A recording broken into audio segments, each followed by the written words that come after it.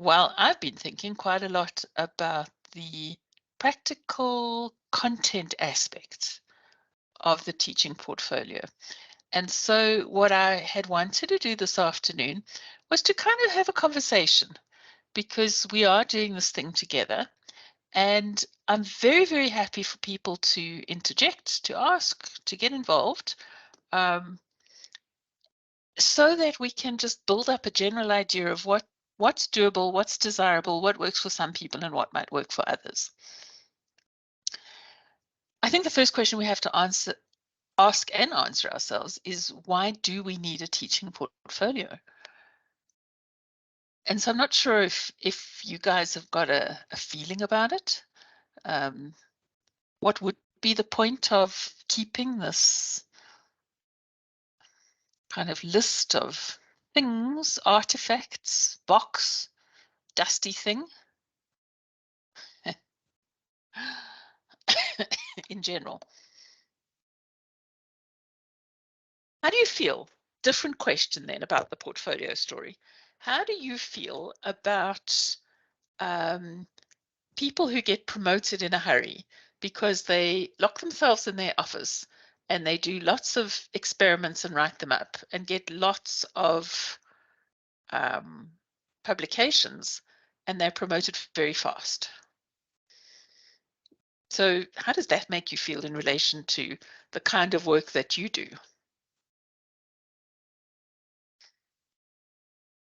And yeah, go ahead. The Zell, yes, very Yeah. sad. Oh, okay.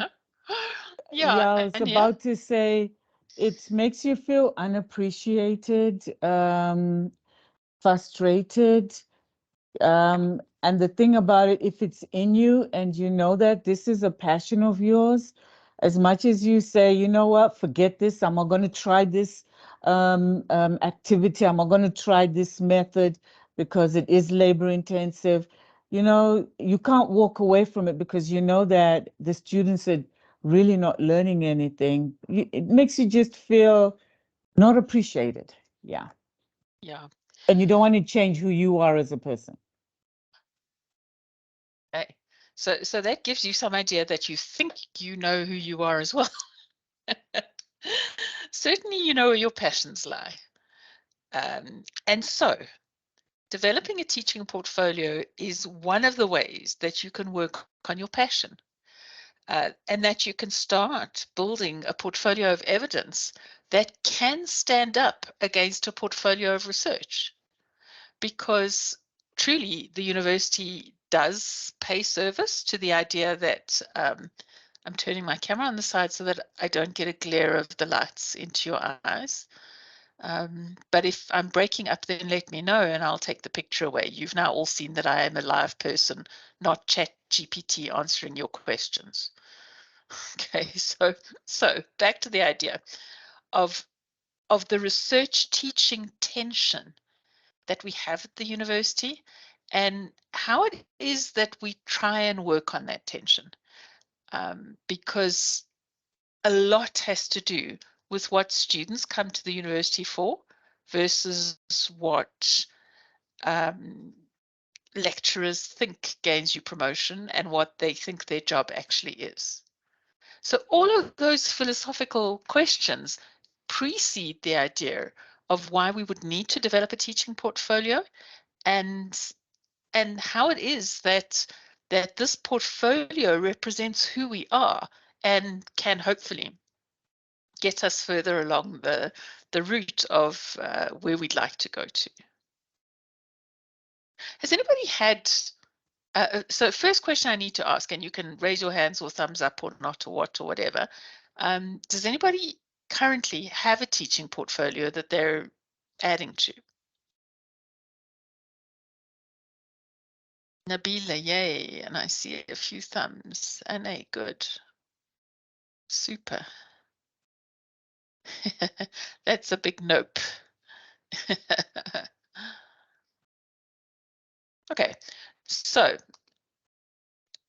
Christina, is that yes, you have a teaching portfolio, or you want to say something? I want to. Oh, hi, Shira. I just wanted some clarification of your meaning of a teaching portfolio.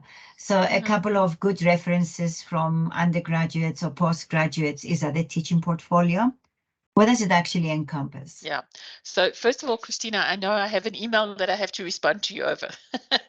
So let's not air the business in the middle of the meeting, but I do get to all my emails eventually. A teaching portfolio, and we're going to talk to you about the actual constituents, is a body of evidence that you collect to justify excellence perhaps in teaching. So you can use a teaching portfolio when you're applying for a teaching award, but you can also use a teaching portfolio at the end of a probation period to show that you've developed competence and confidence. And you can also use a teaching portfolio for promotion. So when the university says you need to be excellent in 3 areas, well, competent in 3 areas and excellent in a few. So one is research, one is teaching, and one is either service in terms of clinical service or as an ambassador of the university, if you will, so in terms of administration. So deciding whether you're excellent in research is really easy because there are certain research gradings that are accepted by everybody. So for example, if you get an NRF rating, then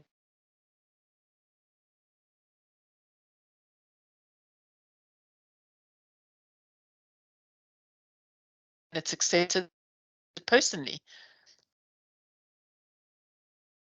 Okay, sorry. Small glitch in the Wi-Fi. Christine, will you tell me if I disappear and that people can't hear me? I thought it was on Yeah. my side. No, Sorry, it I happened to me. can't see the chat room, so I'm logging in on my phone as well. Oh no. Technical details. So we're talking about what a portfolio actually is. And so with research, you can say, I've got so many publications and so many of them I'm first author of, and they've been quoted so many times, and therefore I have an H index of wada. There are measures, numerical measures of your research that you've done and how good people think it is. Whether they're correct measures or not is another story, and we won't go into that, but there are actual designated measures. So what the university's tried to do is to say, okay, well, let's try and develop some measures for teaching, whether people think you're a good teacher or not. And that presupposes much more than just feedback in general from students, because let's face facts, students don't feedback on the quality of your teaching. They feed back on whether they like you or not, or whether they think your shoes are cool, or whether you were available when they wanted you to be. So sometimes student feedback is not indicative at all of whether you are a good teacher or not. And peer feedback can also likewise be skewed. So maybe feedback's not the only thing that you'd put in your teaching portfolio. Sorry, printer starting up right behind me. I hope it's not in evidence for you. And so in trying to develop measures of what it is that we could measure to say whether you're a good teacher or not, there's a universal idea of what a teaching portfolio is. And that is an accumulation of evidence of your teaching, which includes a whole list of teaching that you've done. And then it speaks to whether that teaching is congruent with where you think you're going. So what is your philosophy of teaching? Why do you teach the way you do? What is your vision for your teaching? What are the goals you'd like to set yourself for this teaching? What sort of faculty development have you done to improve your teaching? So what experiences have molded you and influenced you? And then, yes, at the end, they do want some evidence that other people have looked at your teaching and some sort of feedback on that. So we will go through shortly what each section in your portfolio has to be and how it is that you can develop those. Christine, let's move on. I want you to think about the technical ways that you could actually capture this information. So if you can move to the next slide, Okay, go so ahead. just a bit of a disclaimer. I'm a digital designer. Now, in the design field, it's very much different from the educator spaces and also the healthcare spaces in that we literally do not get work if we cannot show proof of our previous work. Hence the importance for a designer to have a portfolio. There's the unofficial information about it that we know as designers is that our portfolio is in most cases more important than our resume and our CV. So for me particularly, we learn the details of how to make a portfolio and how to make a good portfolio in a large amount of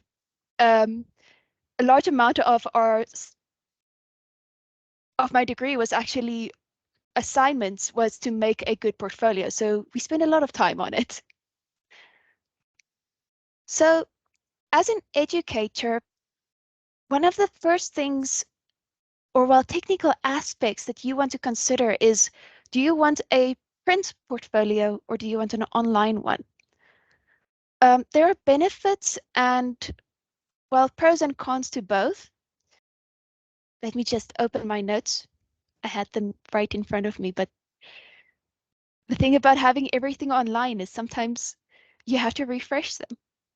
Thank you. Yeah, so there are pros and cons to both. For print, which is particularly useful for copyright and privacy. So as educators, we want to show examples of student work, which is great evidence of teaching competence. But sharing information about students without explicit consent goes against the student confidentiality. Additionally, for those who teach in the clinical spaces, also deal with the challenges of patient confidentiality. So having a printed document or a PDF that you email just makes the copyright and privacy issues a bit easier to manage. Another thing is also about reflection. Reflection upon your teaching is an important part of improving as an educator. So in many of the portfolios I have looked at online, one thing, especially for competitions, what people look for is how you plan to improve your teaching in the future and reflection is how you show this. But not everyone feels comfortable sharing your innermost thoughts online. I particularly was not fond of doing this because it also means reflection sometimes means you look at mistakes you've made and you don't always want to share them. And lastly, a printed document is just easier to make. It is the medium most of us are comfortable using. For an online portfolio, now an online portfolio is one I refer to as when you make using a online platform. I'll show you some examples of them soon, but the benefit of an online platform is increased accessibility, firstly, which is where you can make your teaching experience public. And the benefit of that is that your peers and others can learn from that experience as well. In the clinical space, there is a lot of experiential teaching as well. So sharing your experience on what works, what doesn't work, especially in the South African context, just builds on the body of knowledge for teaching and learning. Next, we have multimedia documents. So this refers to, for example, video footage of yourself teaching, examples of teaching materials that work particularly well, or examples that show proof of your field of expertise. This increases your credibility, not only to your employer, and helps you get that promotion in the future, but also to your students and prospective students. You'll find that some of the top-rated universities across the world, Harvard particularly, you'll find teaching portfolios of their professors online. And it also is a form of passive advertising for WITS, because we can show them, look at these amazing educators we have employed at our university, and you can learn more about how they teach. Lastly, we have non-linear thinking. So unlike a print document, an online portfolio is not navigated in a linear way, so from top to bottom. This means that you have to think about how you present the information and the content differently. And it also allows you to think about teaching and learning in a non-linear manner. Do we have any questions so far?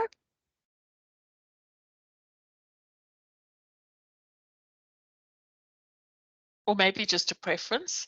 Or Hands just a up who preference? would go, yeah, hands up who would go for online as their first choice in developing a portfolio.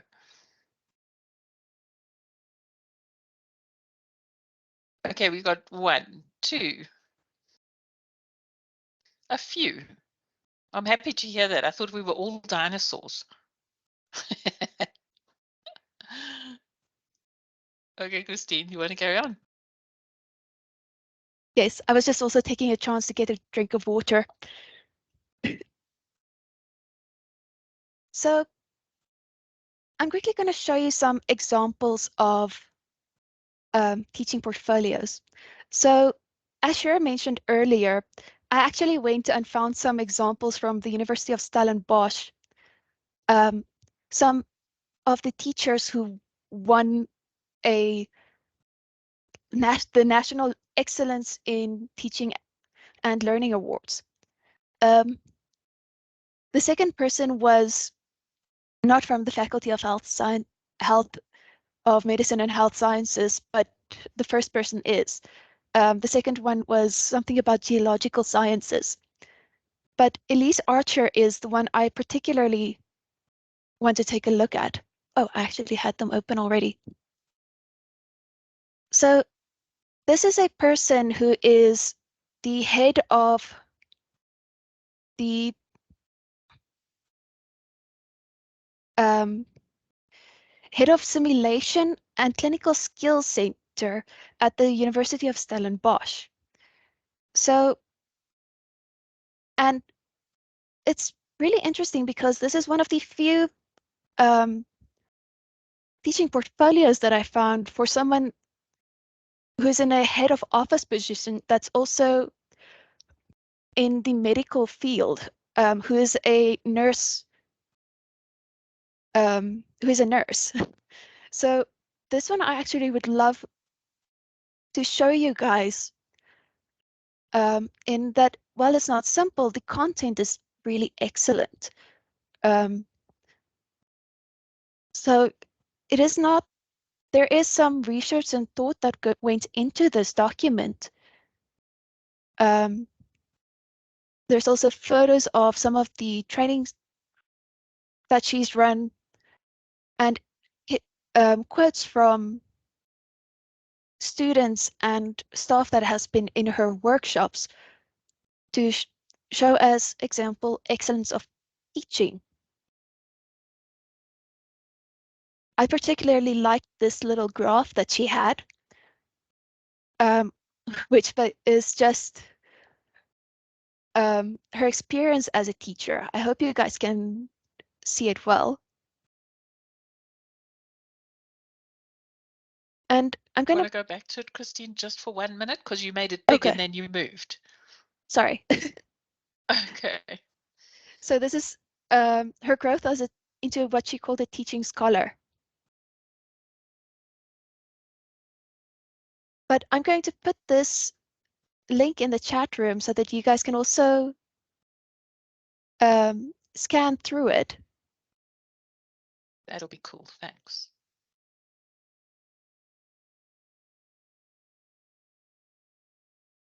The other example was for Zan Moon. I'm not quite sure if I'm pronouncing her name correctly, but it was Geography and Environmental Studies. And she's in the Faculty of Arts and Social Sciences. And you'll see that this document is very long, and I only really had time to scan through it. But it's not something fancy. You don't have to have an online portfolio that with a lot of pictures and so forth. It is supposed to be a reflection of yourself. If you're not a overly visual person like this applicant, you don't need to be, and your portfolio will reflect that.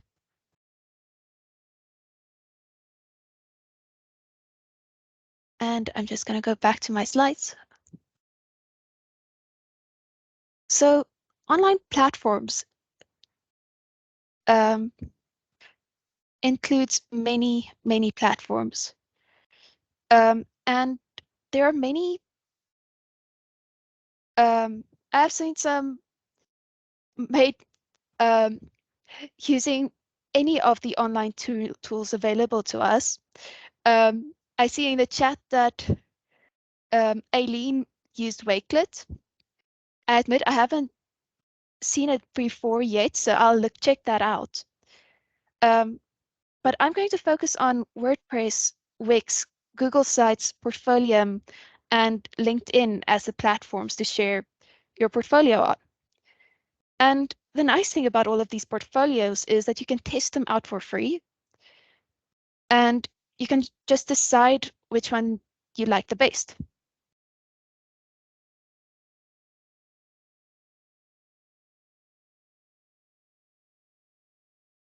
I'll share that one as well. I'll share all the examples after this presentation, because I have quite a few links to find. So the easiest platform is LinkedIn Learning, or well, not LinkedIn Learning, just LinkedIn. Now, the reason I particularly like LinkedIn is that it also comes with a resume builder. So whenever you're updating your resume to ask for that promotion, for example, or if you have want to show your publications or keep connected with your students in the future, LinkedIn is a nice platform to do that. I have some of my past lecturers actually asked us the students that they, or went and found students that they liked and followed them to keep track of us. And it was pretty interesting how some of the students also go to their professional pages to rate their teachers. It is something that might be intimidating for some of us in the future, but especially because some students can be very mean. I'm not going to lie. But it is interesting to note that on LinkedIn is one of the platforms that you can use to develop, to show your competence as an educator. The next platform is Portfolium. So I'm actually going to show you guys my Portfolium site that I have.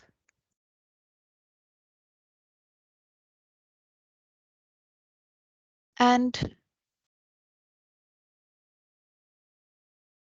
because it is quite easy to use. Portfolium doesn't really allow for a lot of creativity, but it is one of the simplest platforms to use. You can have different sections, and you can have different ways of showing the examples or your teaching portfolio, your teaching philosophy, the different components of a teaching portfolio. I'm just going to pick one randomly. Christine, I'm going to interrupt you there and say, one of the things that you had as a category was certification. And I wonder how many of you have ever applied for a job and they say you have to, I mean, WITS is classic like this, no matter how many jobs you've had at WITS. If you apply for a new job, they want to see every single one of your original certificates, even if you graduated from WITS. So it's really a good idea to keep an electronic copy of all your certificates, so that at least, and it has to be certified obviously, but so that at least you've got all your certificates at one point, and then save them in the cloud, so that if you have to get on an airplane and arrive in Pennsylvania or something, and people want to see your certificates, you can actually access them from anywhere.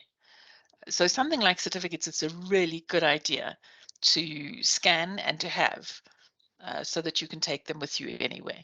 Sorry for the interruption, but I think it was important to say that. I agree. I admit I don't have mine on here. I should. So that also builds on what I should also mention is that a portfolio is a living document. It'll never stay the same and it will always be changing. So let's see if we have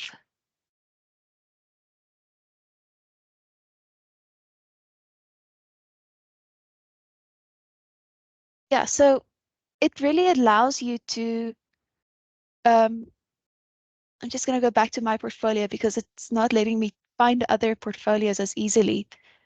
But it also allows me to find my colleagues who has also used this platform before. So if you want to work with a couple people to make your portfolio and then review each other's portfolios, it's also something you can do on this platform. This is also an example of what the portfolio itself looks like. So if you have your different projects here, for example, I have my philosophy of education as a PDF document that I just upload them here. You can also, if you have a conference or presentation that you did online, this is one I did for the professional development series for last year with other staff members. So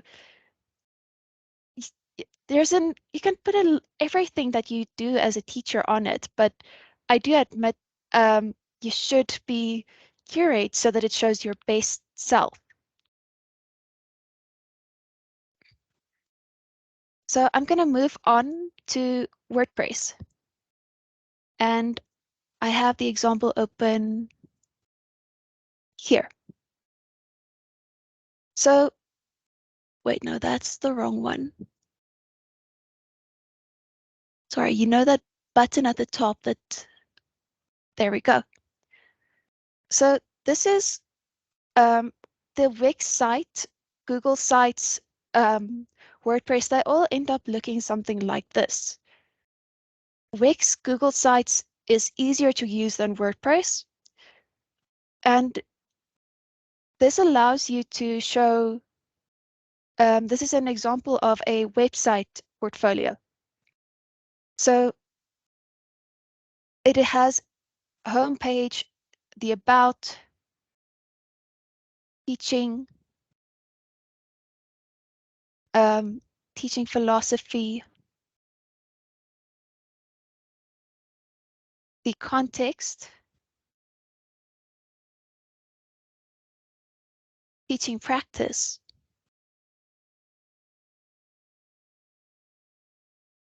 And this is one of the few visual thinkers.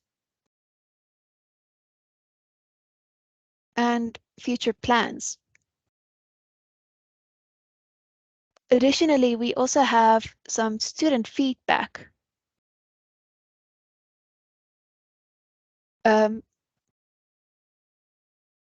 So it really is, again, a portfolio is a reflection of yourself and your teaching. While there are some components that you want on a teaching portfolio, especially to win those prizes, how you do so and what you put on it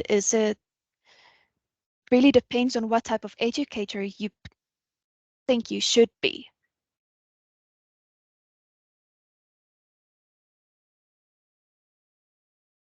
This is just screenshots of Wix and Google Sites.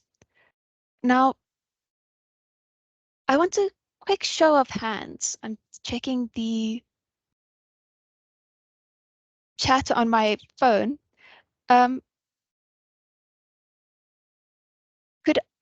you, who here, now I forgot my question.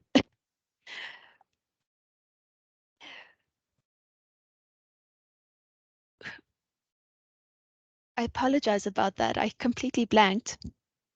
That's so interesting. You know what happens is you're so needy of the tech to make sure you can see if people are going to answer you or not, that sometimes it takes it out of your head. I do have to say, I think that all of these things look pretty similar, but the proof of the pudding kind of is if you jump in and you actually start uploading information.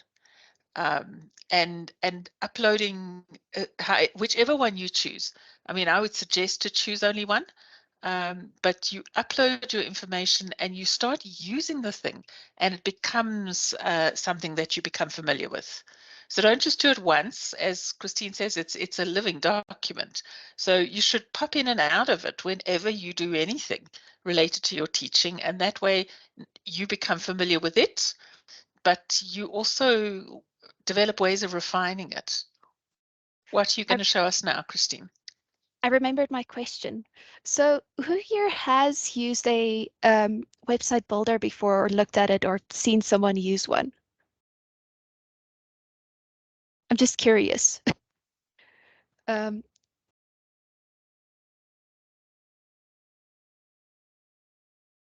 you had two answers, three. Oh. So this is Google Sites, which is a free website builder. This is the template for portfolios. And I just wanted to show you guys how easy it is really to build a portfolio using this platform. So they begin with just the basic sections. And then you have these content blocks on the side where you can just drag and drop whatever content blocks you would like to have. And then based on this, you can add from your Google Drive any of your documents. So I'm gonna go to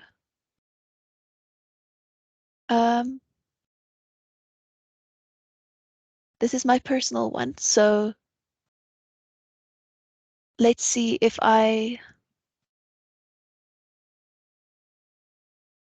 this is a logo I developed for someone, so we can add that one. And this can also be a text box. You can also add a text box where you can type in. How many websites do you think are going to be written by ChatGPT within the next 3 months? Well, I can also already answer that at least 2 pages on the Wits website is. So yeah, it is. ChatGPT is extremely useful for just content development. make use of it to help you write your own stuff. I really want to see if it is going to be helpful for you guys as well. I think the one thing, just to interject there, is to say that yes, you can use a content developer for these standard things, just like they've given you the template here. So the AI tool would give you a kind of template of an answer if you're speaking about developing content. But a teaching portfolio is an intensely personal document. So at the very end, I'm going to give you headings of things that should be in the portfolio, but they can only be headings. There's no such thing as a template filled in of a teaching portfolio. So people say, show me a good one and I'll just copy it. You can't do that because it is so personal. It's about what you think about your teaching, and it's about what your reflections are, and it's about what your teaching aspirations are. So it doesn't do you any good to get ChatGPT to answer a question that you even craft well, because it's not going to be personal enough. And so you have to make sure that the teaching portfolio is reflective of you. So that's why you can't just get a template, even though you can use a website template to build, or a portfolio template to give you headings. What you fill in there is all about you. It's all about being personal. Carry on, Christine. You're showing us something technical, but I do have one slide to show people at the end. I admit, I've shown most of this, and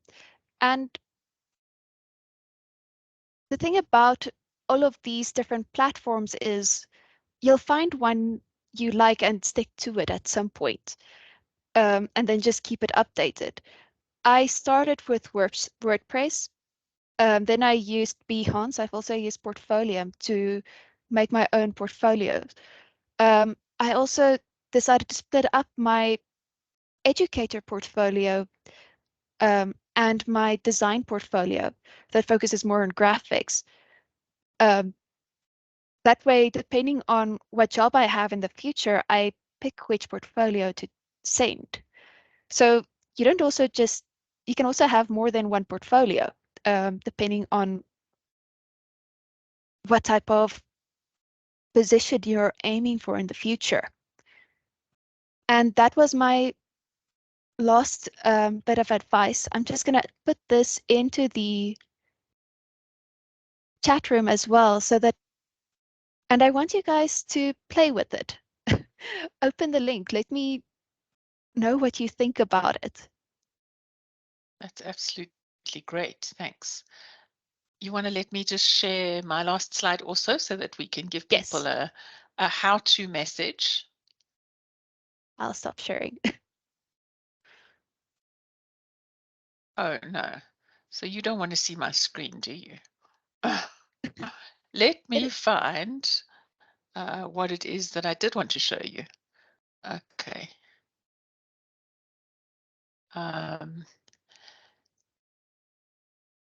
So this is part of a series. We spoke about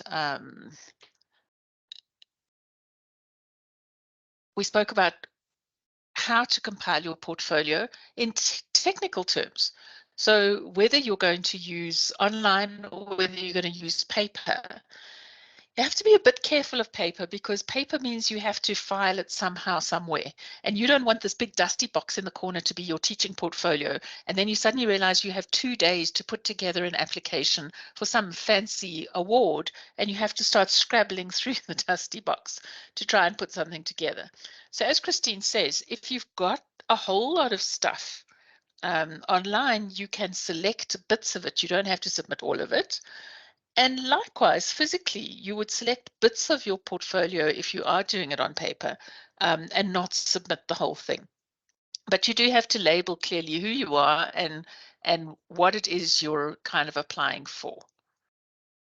So in the teaching portfolio, the headings I said I would leave you with in the end is that you don't want to, especially if you are applying for promotion or applying for an award, you don't want people to just get bogged down in 60-page essays of philosophy and how things work. You do need to try and keep it concise, like 1 or maximum 2 pages thinking about something. And Elise Archer's application is a really good one for showing you how people can be thoughtful. But at the same time, you do need to show all the elements that I'm going to show you now. So essentially, you need to start with a statement of your teaching responsibilities, which sounds easy now because you know that you're teaching 6 lectures in the timetable and you know what time there are and you know how big the class is, etc., etc.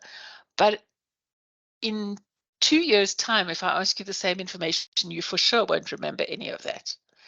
So I think it's important while you're doing your teaching to keep a running table or an Excel spreadsheet or something that speaks to what your topic was, how long the session was, who the students were, how many they were, and if it was part of a series or if it was a one-off, etc.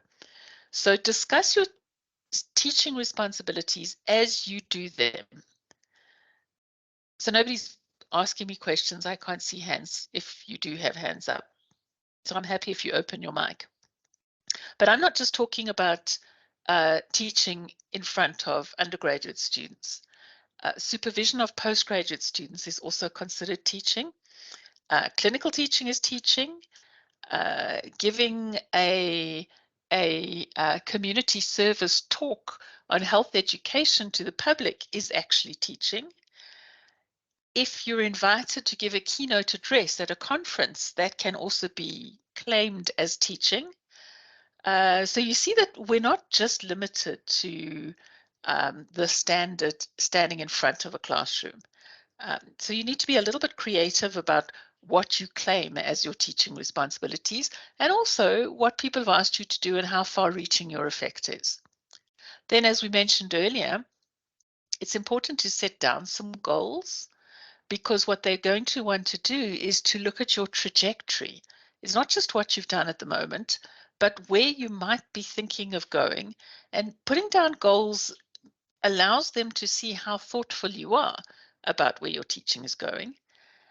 And then you need to develop a teaching philosophy. We are going to have a whole session like this on developing a teaching philosophy, where hopefully hands-on you will leave the session with a blocked out teaching philosophy. And the philosophy has to be congruent with the kind of teaching that you're doing. Or if it's not, then part of your goals have to be how you would make your philosophy congruent with the teaching or the teaching congruent with the philosophy. It's about showing your thoughtfulness in what it is that you do in terms of your portfolio. Okay, it's going to do this each time, I'm sorry, but we'll do it anyway. So then next, you can talk about things that you've done to improve your teaching, and that includes going on courses. It includes attending every single one of these that you've attended, so keep a list of where you attended. This is called faculty development, and it's about learning, so you can claim that. Any courses you've done at CLTD, any online courses you've done in terms of improving your teaching or learning how to use a specific kind of software, all of that is learning, and it's about efforts to use that learning in improving your teaching.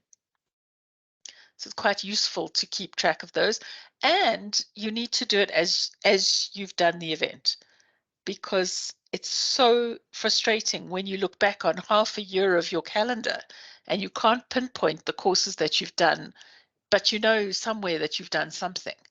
So do it while, that's for me the best advice of any portfolio. Do it while it's happening. It's the same thing with your CV. As the paper is published, put it on your CV, otherwise you'll forget.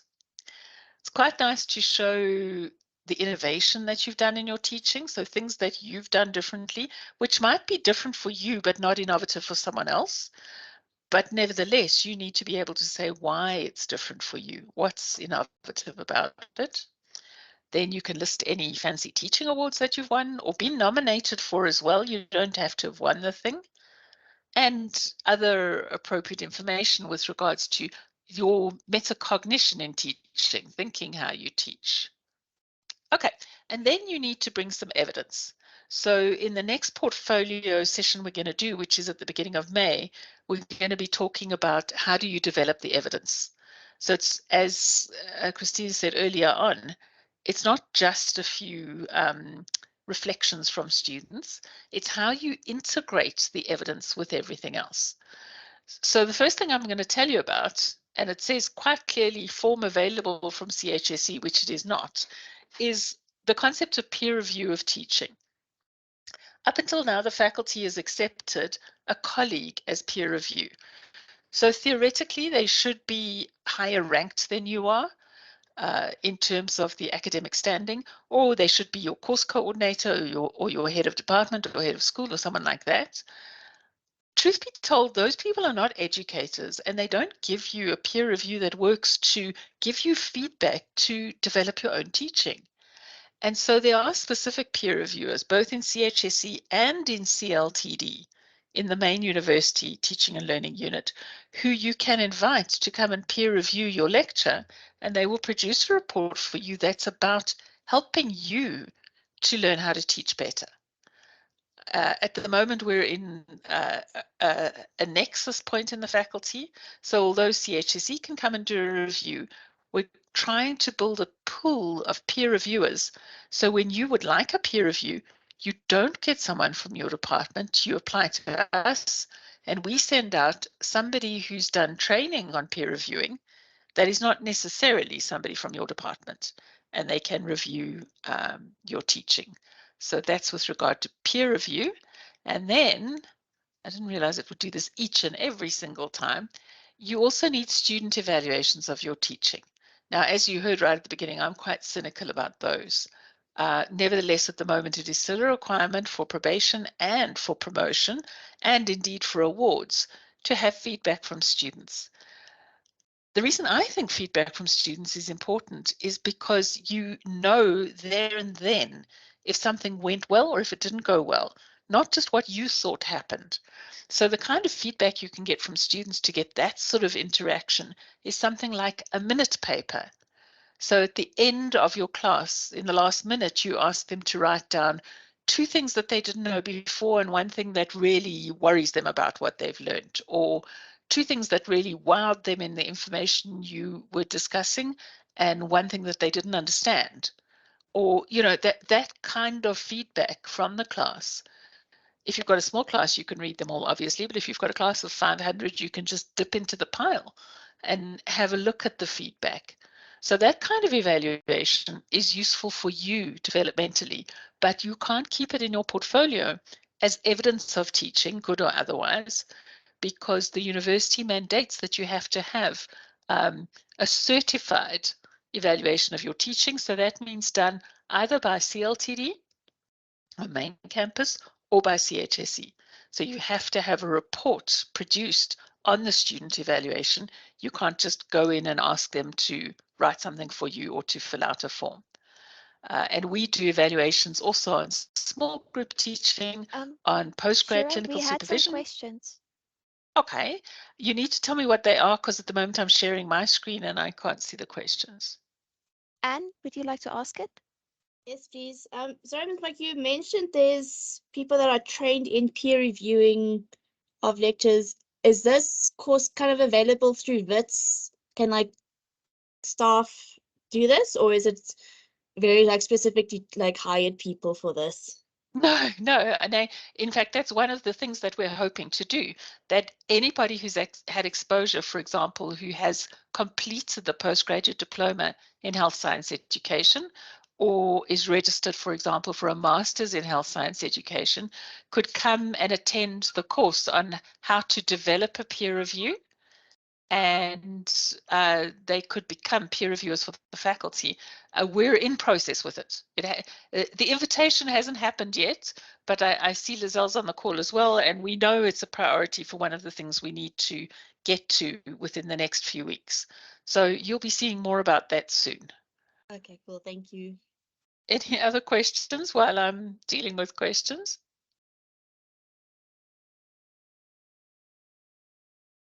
Okay.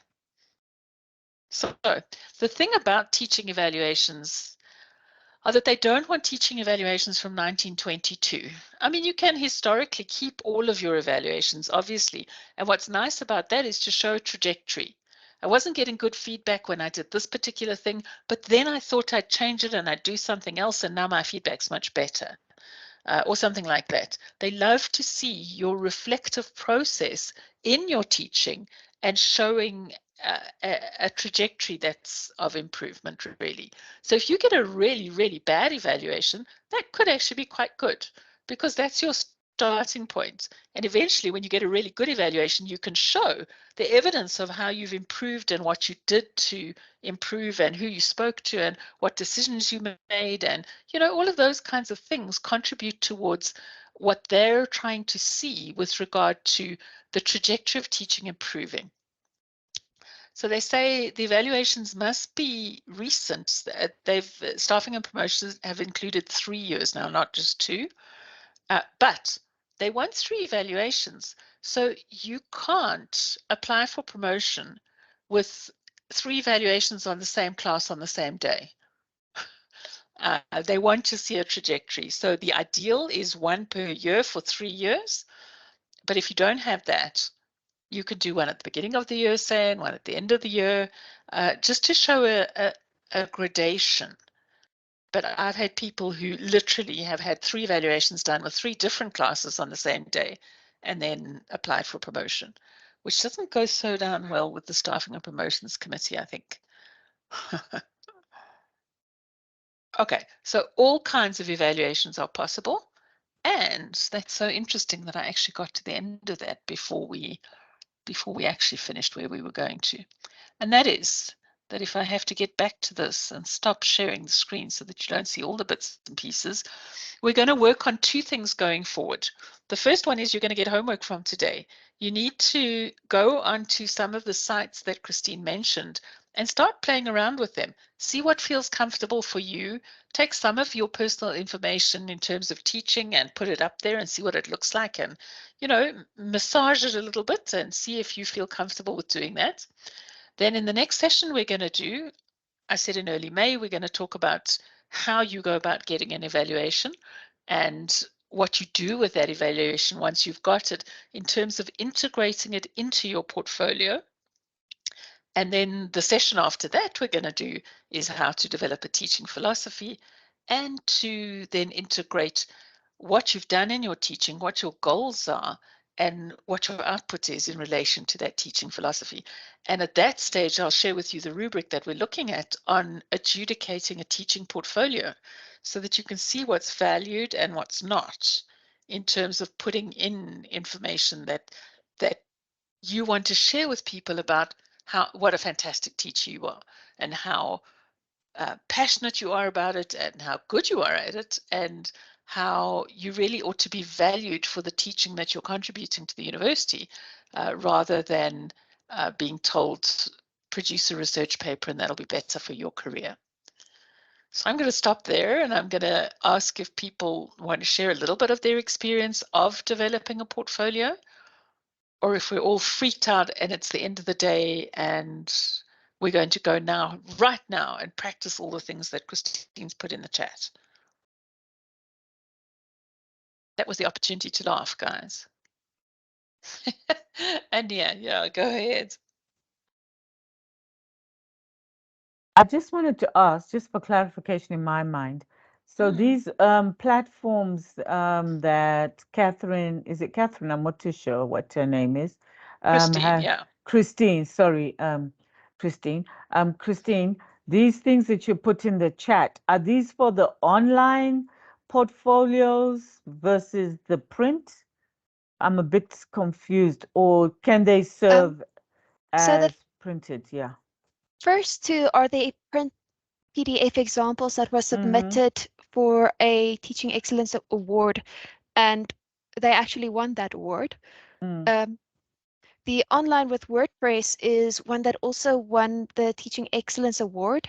So that is examples of completed portfolios. And the platforms are just 4 different platforms that you can use for free to make your own portfolio online. Okay. Thank you. Pleasure. Thank you for asking. I mean, and yeah, the thing is, you can keep a teaching portfolio on Microsoft Word. You know, you can just put in every document as it comes in, but it's sometimes very clunky to do it that way. So in the good old days, they used to talk about notebooks in Microsoft. As Eileen mentioned earlier, there are things like Wakelet, where you can keep movie clips and PDF files and articles and invitations to speak and all of that, all pulled together on one platform. So what you might do is use an electronic platform to keep your documents together. But if you want to apply for something, you might want to print it out as a PDF, only choosing certain parts of it, so that you can just present the PDF to people. I think what's important, I mean, Thank you. So, okay, this is not specifically, this is about developing a teaching portfolio. It's not about developing it specifically for an award. We are going to have a session again in a few weeks' time on what it is they look for when they're adjudicating teaching awards, and why it's not good enough to say, oh, look at all the things I did and I innovated here and I succeeded there. In approaching an award, you really have to show a congruence in all of your thinking of why you've done what you've done and where you think you're going with it. And that's one of the things that gets people the most kudos for their teaching. So I think it's something you need to practice. You don't get it right the first time. You know, you really need to show that you are extraordinary, and that what you're doing is producing the kinds of results that is obviously what the, I don't know, awardees would like to see, the university or whoever it is that's giving that award. Right, so I'm then going to say that we're done for the afternoon. Thanks everyone for coming along. I'm looking forward to keeping the series going. Our next set of learning is going to be about the student-teacher contract. So a lot about professionalism and the workplace and how it is that we deal with students in our work environment. But at the end of that series of 3, then we're going to do another professional development unit. In the meantime, I'm very happy to take any, obviously, email questions or questions in the chat. And have a good afternoon, everyone. Thanks for coming along.